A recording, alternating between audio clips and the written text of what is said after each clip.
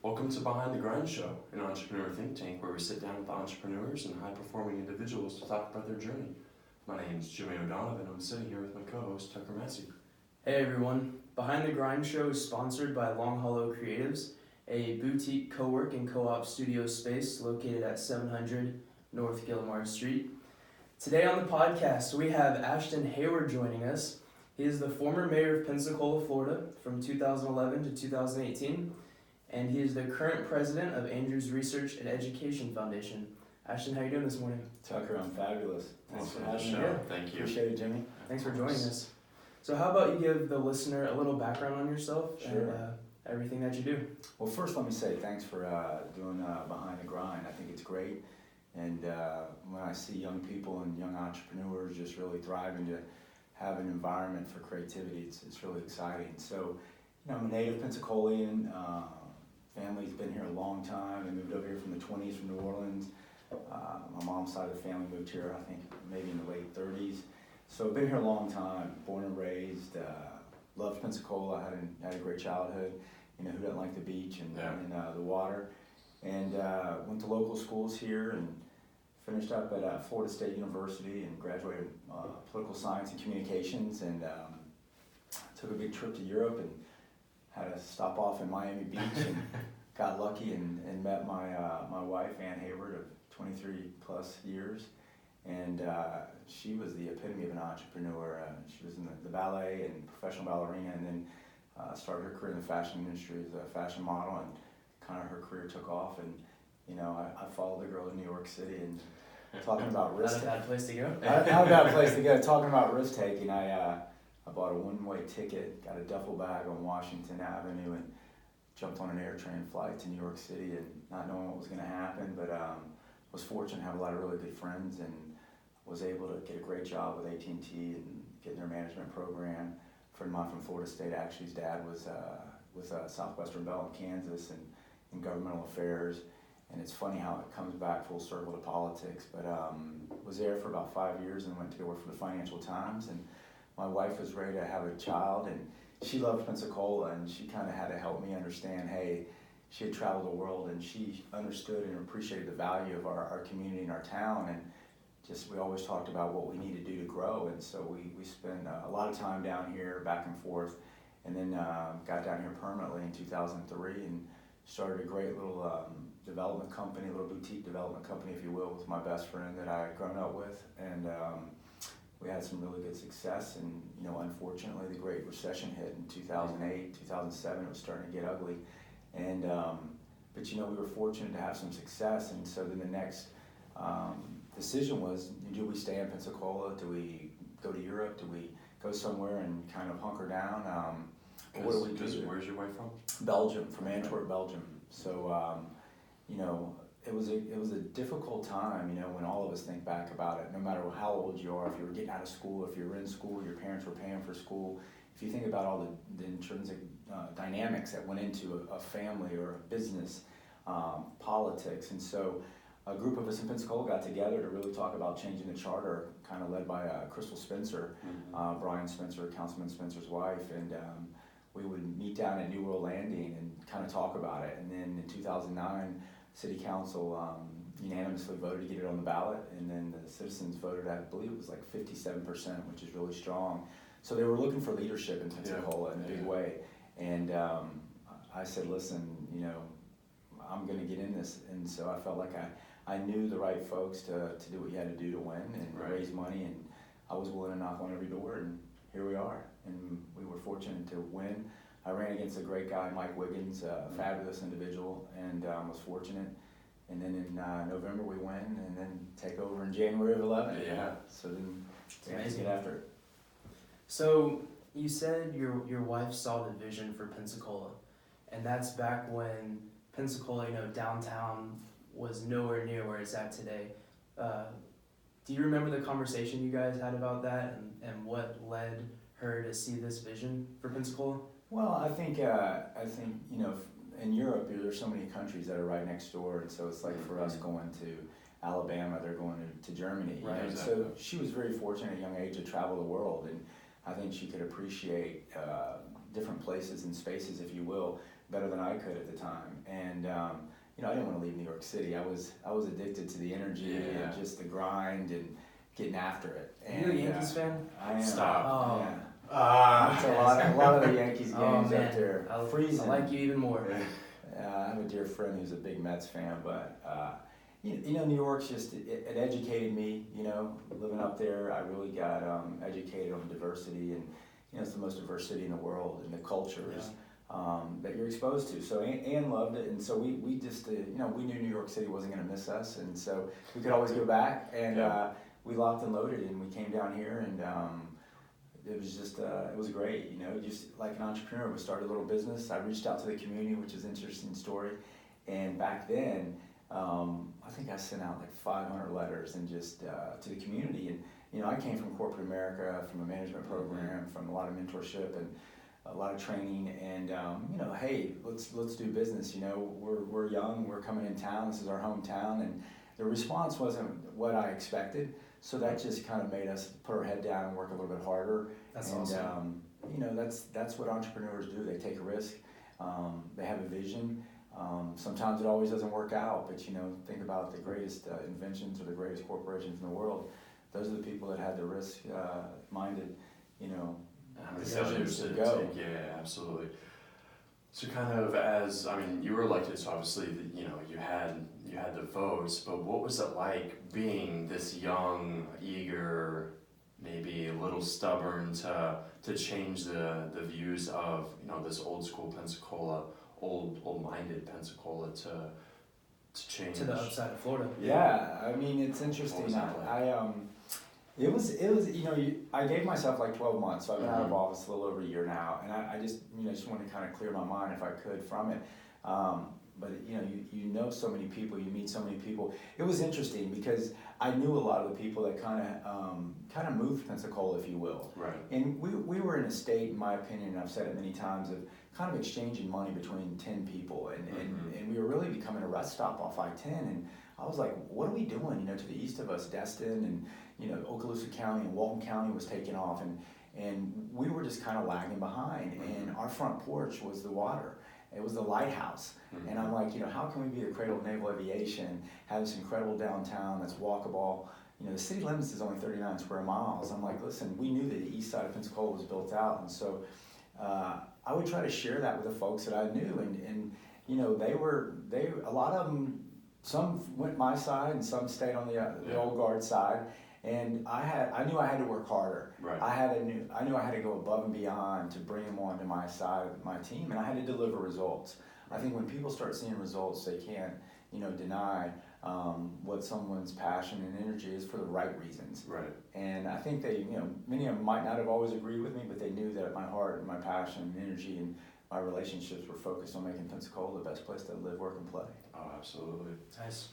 So let's go back to your real estate development firm. When you moved back to Pensacola from New York City, you started that up. What were some of the first failures you had with starting that company? Because this isn't something that you could just hop on like sunbiz.com and go start your LLC and all that. So what were some first failures? Well, the first failures are simply when you're bird dogging a piece of property and you start looking at the growth areas. We worked with the Haas Center a lot to kind of, you know, run different numbers for us to see where growth patterns were, what's traffic count. I was learning the business. My partner was, you know, really a great, smart individual and understood real estate far better than I did, and still to this day still does. But so I was kind of learning the business. But that's what we were doing is when you're driving around all the time looking for the right opportunity, and then the next thing you know, someone, you know, beat you to the punch and they had it under contract, or you put it under contract and someone comes in and outbids you. But one of the things that Ann and I were doing, and my partner, is we were investing in downtown Pensacola, west of City Hall, when I lived in New York City. So a lot of the lots that you see now with the single family homes on it, we own quite a few of those. So we were making small investments because as we know, New York City is a very expensive place.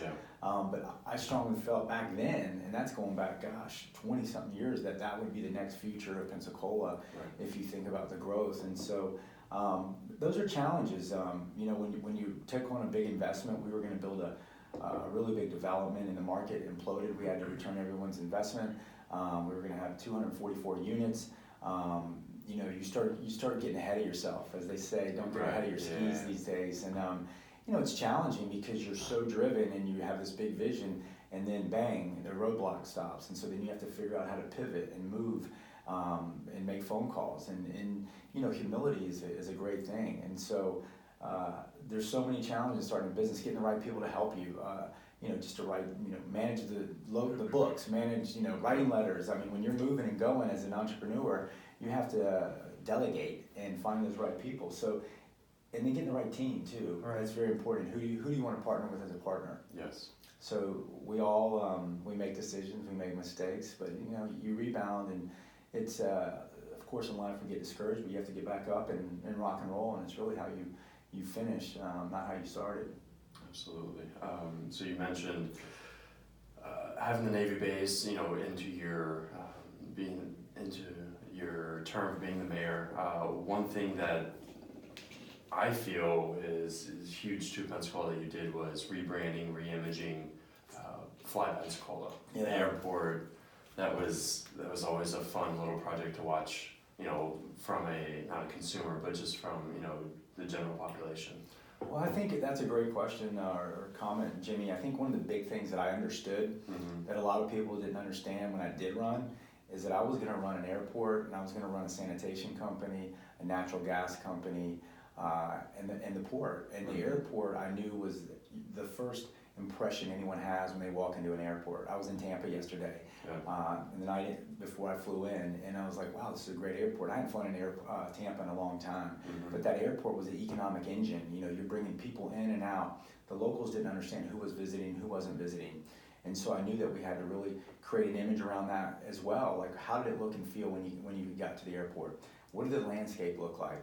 All those things that are intrinsic in making a brand valuable. And many cities across America are the city of five flags, and we're extremely, love our history, and we love that. It's very important. But Northwest Florida kind of always never got its fair shake, if you will. And so I was like, listen, we need to rebrand our city. We need to have a new image, and image is important. I think all of us in life, they're kidding themselves, no matter what their age is you got one time to make an impression on somebody. Right. And that's very important. How you shake someone's hand, how you look them in the eye, do you smile? And so you have to have an image of your leader. And that was very important to me, to create this image of Pensacola that we were winners. Changing the culture, changing the behavior. That's very, very important. And so I understood that just from, learning experiences I had and places I'd been and people I'd talked to. And so that was a big deal for us. And you see the results of that in your direct flights from here to DC and things like that, increasing flight routes to this area, because straight to Colorado, downtown Denver. I mean, that's awesome for those that fly Southwest. That was a big deal. I mean, I was on the plane last night, and the guy next to me is like, "Man, I'm so happy you got that flight into Reagan." We wanted to DC, but I wanted Reagan. You fly into Reagan, and bang, you're in downtown DC in 10 minutes. It's such an easy little space to get in and out to that airport. And then Southwest was a big coup for us because the community had lost Southwest before I was the mayor. Okay. And we really spent a lot of time, our team at the airport and myself, really working with the Southwest team in Dallas and really selling on the community and the value. And the community wanted this. We wanted to grow. And I think when it votes 57% to put it to have a strong mayor form of government, the voters spoke, and the voters, they are not ignorant. They know what they want, and I think a lot of times people overlook that. And so that was a big win with Southwest, and just really growing all the direct flights was huge. I mean, just a big win for all of us. Especially getting people to Pensacola and seeing what a great community this is. 2 days ago, the news came out that we're the third fastest growing airport in the United States. That's big. Wow. Big. Wow. And so that was one of the things I used to always beat my drum about is, hey, we live in Florida. We live in the third largest state in the union. Yeah. We live in the 17th largest economy in the world, Florida. Everyone outside of America knows where Florida is. Yeah. And so why wouldn't we want people to visit our part of Florida? Yeah. In America's first settlement. It's authentic, it's real, it's walkable. You got the water. I mean, the widest beaches. The beaches are just another amenity that are just world class, and it's pretty hard to beat. talk about, because there's a delay in all this effort that you put in to being able to reap the benefits, and obviously they're not financial for you, but it's obviously for a greater cause of Pensacola. What was that like, knowing that, okay, I'm gonna have to work my ass off for 2 or 3 years on one project, and I'm not gonna be the mayor, Right. when Pensacola can reap the benefits? That's a great question, because that's a question that many politicians get. It's like a servant leadership. Yeah, and I mean, I didn't run to be the mayor. I ran to make the community better for your generation, for people I've known my whole life, for even, my parents, whoever really believed that we had a great community. And, I got tired of hearing, hey, this town has this town has that. I'm like, listen, and again, I go back to, I've been very fortunate to go a lot of places, see a lot of things, meet a lot of people, and I knew that we had like the canvas to make this a special place. And, it really wasn't about, hey, I need the credit. I knew what my numbers were. Right. I always was checking my numbers. I had people doing that outside of here. So I knew what my approval rating was. And so I wasn't one that was always, I need to, get that credit. I mean, the aerospace deal was really big for me. It's an interesting story. And when I won the race, I went up to see Ray Mavis. He was the Secretary of the Navy, with Sam Jones, who was the mayor at the time of Mobile, Alabama. And Sam and I said, listen, we really want to create the aviation corridor on I-10. And listen, I was green. I was up there seeing the Secretary of the Navy. I'm at the Pentagon. I'm like, wow. So it's very humbling. And so, but I was fortunate to understand that, you have to build relationships. And Airbus had just come into Mobile. Okay. And I knew that we were all this military talent here, the men and women in all of our bases in Northwest Florida. So we just started clipping away, one little clip at a time, and building those relationships, creating that value. And I knew one day, eventually, if we did it correctly, we would see the benefits in 4 or 5 years. And a la our airport just getting named, 2 days ago, the third fastest growing. And I think people, thought I was always obsessed talking about the airport and downtown. But, I knew if we had a dead downtown, we have a dead city. And cities across America were going upside down financially in 7 and 8, the pension crisis. And I knew that our airport was a really huge opportunity to bring people in to our community, as you said, Tucker. When you were growing up, did you know you just had this entrepreneurship spirit? Did you see yourself wanting to own your own business and not necessarily go into politics, but, just being a high-performing individual that was going to just go out and create? Did you see that at a young age? I don't know if I saw. I think all of us are, when we're growing up, and, all of us are insecure. We all have insecurities, and some of us have more, belief in themselves than others, and it takes others longer time to get there, where you can feel that you can take risk. I was one of these individuals, when I look back on it, because people ask me kind of a similar question, is I had a lot of friends, and I was very fortunate to have a very diverse group of friends. I kind of knew everyone in every school I went to, even at Florida State. I knew the whole campus, and I was in a fraternity, but I wasn't one of these guys that just hung out at the frat house. I was out meeting everybody and seeing how connectivity could work and happen. And so I kind of just, listen, no one really wants to take too much risk, but sometimes in life you have to take risk. And I was one of these believers that, and I am to this day in a big way, and I said it numerous times on the campaign trail and when I was in office, this is not a dress rehearsal for me. This is real life. You only get one shot. And I was with one of my friends who's a Blue Angel pilot recently at Odd Colony, and he's like, yeah, we say within our group is you get one lap. And, I always want to try to be better and continue to get better, no matter what that is. So I don't know, I had a great family, I had great parents. I mean, we could look at it so many different ways that encouraged me, that believed in me. I got 3 sisters, and so it was interesting. Nice. Let's kind of stay on that topic of family and transition into you being the mayor. So there's a lot of positives, there's a lot of momentum, things going right. But in the public eye, you're never gonna please everybody. What was where are you going with this? Right. What were some of the lows in regards to you and your family? Because now everybody knows who you are. Everybody knows, your wife, and fast forward a little bit, your son Aiden. What was it like being able to, or fighting those negative comments, and how personal did they get, directed not only at you, but your wife and your child, who had nothing to do with your political decisions and trying to move Pensacola forward? It was definitely challenging at sometimes, and my first response is like, let's get after it. I'm pretty competitive, so I'm like, let me go to knock on their door. Right. And sometimes I did knock on their door. Yeah. I mean, I personally went to people's houses and knocked on their door and said, listen, you wrote this about me. Let's talk about it. Right. And sometimes they were citizens. This was when I was in office. Before I was in office, it was challenging, because I can tell you, looking back in that question you asked is such a great question, because I really don't talk about these things until someone starts asking me, and then I can go right into what we did. But yeah, it was brutal sometimes. These people, they took their time, their efforts. My friends that I've known my whole life, friends that knew me, that said, hey, I always thought that you could do something like this.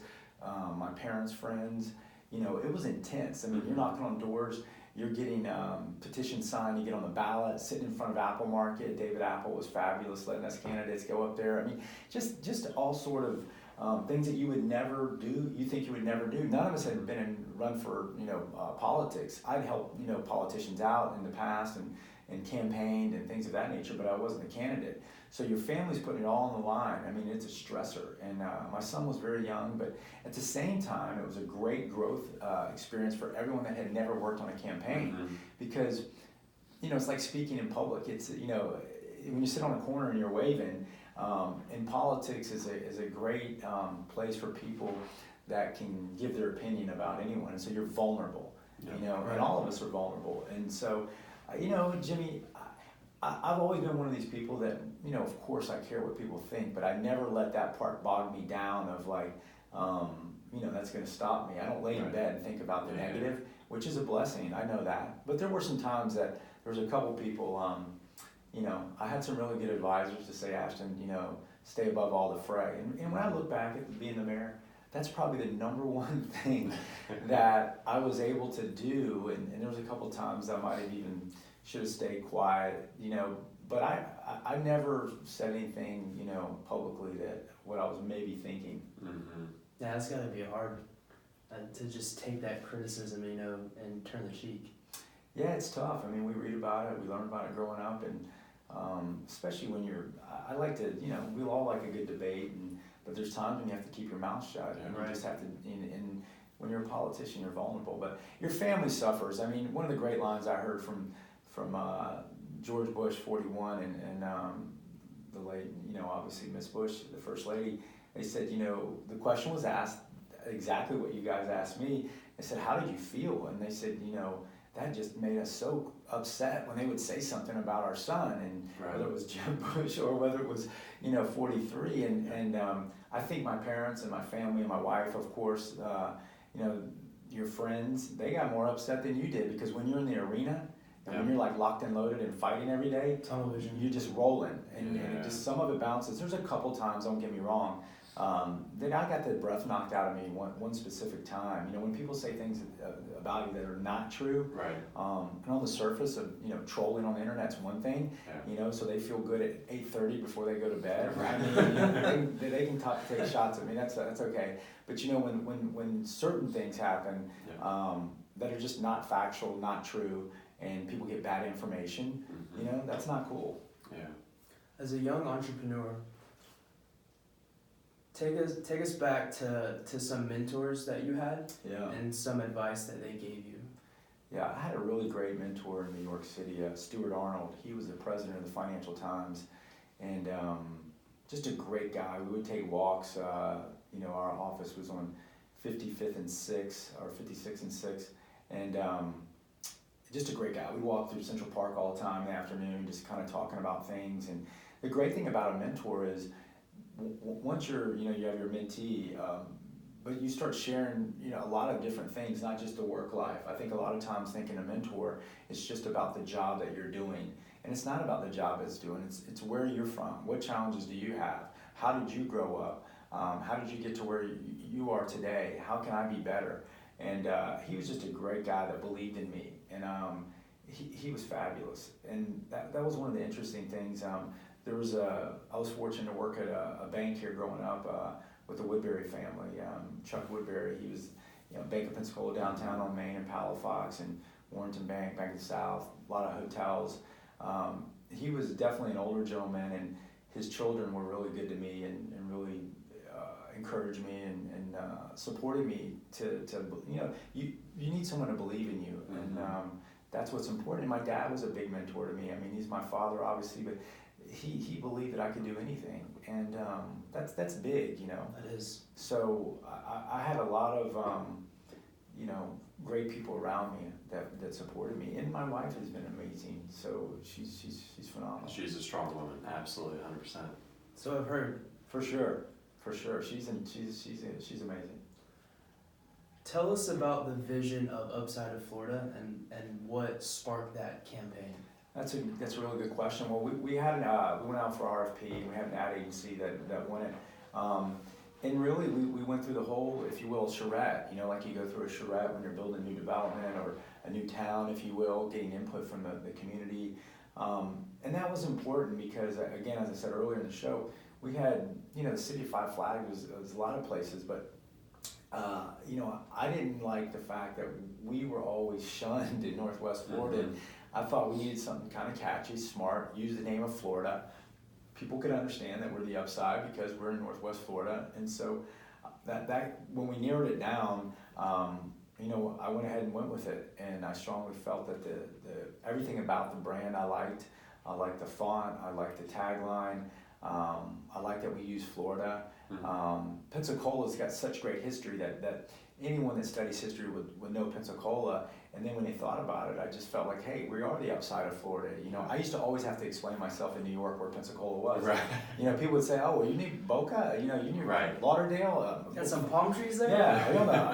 You're next to Naples. I'm like, no. And then I explained to them, and I would do this little thing. No, here's Miami, here's Pensacola. Yeah. And people knew about our athletes, they knew about the Navy and the Blue Angels, but they didn't understand the authenticity of the great people in Pensacola. And, I thought it was really good, and I'll tell you, it took off in a big way. Some people, don't like it, but listen, the Upside, I think we have 300,000 hashtags. I mean, that's big, and now people are using it, not just that live here, other people, so that's great. What do you see yourself, currently at Andrews, but what do you see yourself doing, 5-10 years personally, and then, professionally? It's certainly not a man that is stagnant by any means. Yeah, I'm a pretty restless individual. I finally decided to say that I'm restless. My family teases me, and I just think, I'm trying to get the most out of life, and, like I said, it's not a dress rehearsal, you get one shot. It's you got to go, and you got to take care of your family and your friends, and be a better father, be a better husband, better friend, better person. So you have to work on that skill set. But that's a great question. But Dr. Andrews is great. He always says, "Hey, listen, just wake up in the morning, be vertical, and get after it." So we get so caught up in what are we going to do in a week from now, 2 weeks from now, and you have to have goals. Goals are so important. A lot of us, setting goals is just about setting them, working towards them. We don't always hit those goals, but if we get 80%, that's great, right? You're in the right direction. So we're moving in a positive way. I'm going to continue. I have a great opportunity working for Andrews right now, and I've got other things too. But I don't know. I don't know if there's a world for me in the political arena again. Yeah. I enjoy, moving the needle and making impact. So I feel like I can do that. So I want our community to continue to grow in the right trajectory, and that's one thing that I definitely think that we're doing, and it's just such a great place. We're going to change immensely in the next 5 years, and our locals, who I love dearly, that have been here forever, they need to understand that we live in Florida, and it's going to change, and it's going to grow because people want to be in our state. Let's go back to being the president of Andrews Research and Education Foundation.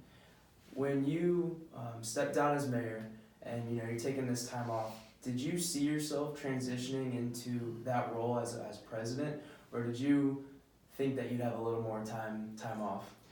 Well, that's a question we've been asking ourselves.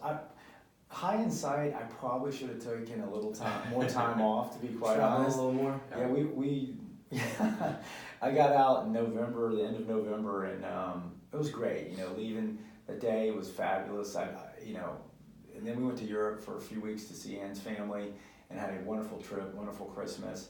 And then I got back, and the next day I started work, and so that was typical. Me not just being Restless. being intense, ready to go, and it's such a great opportunity to work for Dr. Andrews for one. That's a big, big deal. If you think of the Baptist healthcare system and their partnership with Andrews and what they do in the community and who they touch all around the country, and definitely to the east of Tallahassee. So I looked at it saying, what a great opportunity. I've known Dr. Andrews for about 20 years, so I had a personal relationship with him. I knew the leadership at Baptist. And when you think about research and education, those are really the drivers when it comes to medicine. If the three of us thought about a loved one that might have a heart issue, we would probably get on and look at Cleveland Clinic. What's the latest research are they doing? Are they doing a PICC valve that can help someone out? And so Dr. Andrews always believed in the research and what is the next technology, what is the next benefit for the outcome for the patient, having athletic trainers in the OR with him, being a part of the team, the physiology side of everything. It's just fascinating. And the world of biologics now and how it's taken off. And so everything that they do and touch is just a really big opportunity. So I didn't see myself, Tucker, until I started, while I was in office, I was talking to people leaving and figuring out what I was going to do. I really wanted to kind of go to DC and go work up there, but it was a family decision, and the best place was for me to stay home and be here. Our son's in high school, so I needed to kind of like pull back. Right. And this opportunity, presented itself, and it was a winner, and I feel really, fortunate and blessed to be there. But working with the greatest orthopedic surgeon ever is I knew I was going to learn a lot. Sort of like being the mayor, being the mayor and then learning about running a city. Those are two different things, and that was one of the things I wanted to do as we discussed, and I definitely wanted to know that healthcare business inside and out. Nice. So. I guess this is more of a personal question. Sure. What's your favorite thing to do around Pensacola? Whether it's downtown, up at 9 Mile, where's your favorite place to hang out or walk around? That's a great question too. Like I said, I kind of was trying to I'm going over to Gulf Breeze every day, so I was changing my schedule the last 12 months. The biggest thing that I love, Tucker, now is to really come downtown, after work or whatever, go out and see all the entrepreneurs that have taken risk in opening these new restaurants. It's thriving. It's fabulous. I mean, from people that grew up here that had been away, that came and made a big investment with Cypress Restaurant on Garden Street. I mean, everything on Palafox. I mean, I remember, urging our friend Hurst that he needed to be downtown. It was on Wright Street. And I said, you got to get downtown. And, Julia Litvak, Ussery that's at Scout, Sarah Gillette at Urban Objects. I was like, you got to get off 9th, you got to get downtown, and to see all these people, the creativity that's come alive. The guys that started World of Beers, I mean, Scott and Matt, they moved back, and just great guys and making a huge investment. They're really selfless, understand that. I mean, I could just keep going and going. Iron's probably a place I'd like to have a drink at. I love Blake over at Union Public House. I spent so much time over there when I was in office. So, seeing that side of town move that way. So I don't know if I have one place, and that sounds political, obviously answering the question, but I really just like to watch people. I can tell now that people really believe in their town. And when you see so many people and you start changing your brain on how you think and profiling, what people are thinking, who they are, it's very, very cool to see people feel like they can be themselves. I mean, think about, having Hearst open the barbershop, downtown, and I always tease a lot of these guys I know, and, we grew up together here locally, if you will, and they're very conservative, and I love that about them, but they know that I have friends that they have these kids that have these sleeve tattoos, and Hayward, Ashton, how do you know those guys? I'm like, what do you mean, how do I know them? They're cool. I mean, they got creativity, and that's just phenomenal. Wilford's has just taken off, and so, and then investments that I see. So, I don't know. I can hit any place and kind of just watch, and so that's a really benefit, and it's really cool for me to see, I guess. Yeah, I love walking down Palafox. I usually walk down Palafox every day to get coffee at Fosco's, but when let's go to Co-work Annex. Yeah. When that opened up, were you excited about that, seeing the first co-work space in downtown sort of pop up, and now we're in a co-work space now? Yeah. What are your thoughts on the co-work spaces? Well, I love it because I knew the WeWork model, and I went to a WeWork space in Singapore actually, and I went to a great party one night in DC for WeWork. So I love the co-work space. I mean, what Bobby and Mike Murdoch did, and the Switzer family investing in the whole city block like that, Mm-hmm. and Charlie and Bobby and John are friends. They were family friends. I think that's fabulous, and really it spurs creativity, because what it does is it forces people to speak to each other and talk to each other, and I think that's one of the things that we're missing in today's culture a lot of times, is people saying hello, good morning, teaching young men to open doors for ladies, saying hello, how are your kids? And so that community space, it really happened for me personally before I moved back home, because New York's always kind of ahead of the curve in other places, and they have these community restaurants, and Pastis was this great place and still is in the meatpacking industry, but people sit down and eat and have to talk to each other. Where are you from? What do you do? Not stare at their cell phones. Yeah, and what that does is it really educates us on the human brain and the human how do we function as people. And I think that's great, because there's so many creative people at the co-work space. Look what you guys are doing. I mean, I think it's amazing, and we have to be smart, and the whole goal was to create an environment. Politicians don't create jobs. We create the environment for people to thrive, and especially entrepreneurs. So when someone feels safe, when they feel comfortable, when they feel like my government respects me. See, that's a big thing. If you think about global politics today, people have such a animosity towards our federal government and state government, and local government is where it happens. I mean, mayors get it done, and I'm not saying it was myself that got it done. I'm saying mayors get it done because we're right up front, close and personal with all these people. I'm in the grocery store with them. I'm in the post office with them. The closest touch points to. I'm pumping gas with them. I'm dropping my kids off with them. So what I mean by that is we were able to hopefully make more people feel comfortable that the government supported having a creative class, a smart city. I used to always say we need to be a smart city. And what I meant by that was, you said something earlier, Tucker, we have a lot of bright, creative people here, and now they're experiencing this. I mean, look what Ride Society's, doing with Claire, Claire moving home. I can just go on and on. Look at Perfect Plain, Odd Colony, Emerald Republic. I think, those folks have brought a lot of like energy, and it basically what it's done is make all of us get stuck in the old guard, if you will, whatever you want to call it. We all age, hopefully, and we continue to live, but you have to look at things through a different lens to be successful. Man, woo, that was good. I like the way you ended that. That was awesome. What one thing that you could go back to? Only one. Well, yeah, one. Let me get a sip of water here. Yeah, absolutely. Go back and tell the 25-year-old Ashton getting out of college, just graduating, one piece of advice. What you got for yourself? That's a great question. You guys got a lot of great questions. I We think plan them. I think it went back to your earlier questions, and this is really important. Is I was never scared to say, speak to someone and introduce myself. I was kind of taught that's what you do, and that was a big win. But I think believe in yourself more. I think, believe it or not, people probably that don't know me might perceive, Ashton might have had a lot of confidence or whatever they perceive, and we all do that, including me. We make assumptions, but I think when you're younger, it's tough to have that really confidence unless you're just like this world-class athlete your whole life and that's all you know, right?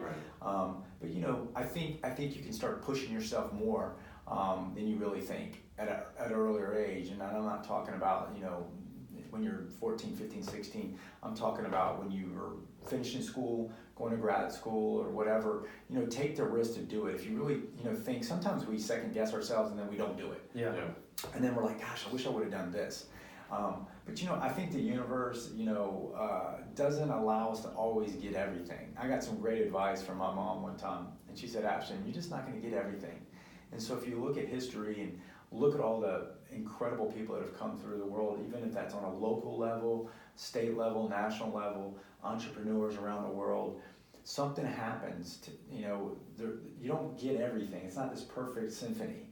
It's just not. And so, you got to remember that you're going to have some bumps in the road, and you just have to be confident. If you pray, you pray. If whatever you do to get there, do it, and believe in yourself. And also talk to your friends and your families and share the struggles. I think sharing struggles is a big deal, because everyone's got a burden. Someone's taking care of a parent. Someone's got a health issue. Someone's dealing with a child. Someone's dealing with mental illness, which is, in my opinion, the number one thing that we should be talking about in our country and the world today, because all of us have been touched by that. Someone's got substance abuse.